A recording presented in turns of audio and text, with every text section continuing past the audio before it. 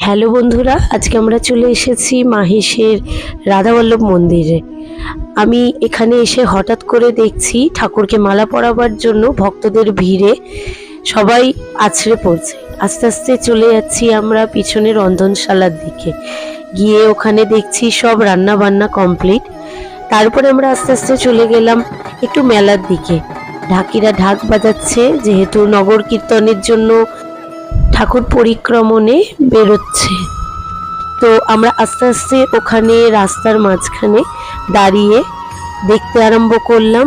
ঠাকুরের পরিভ্রমণ স্টার্ট হয়েছে।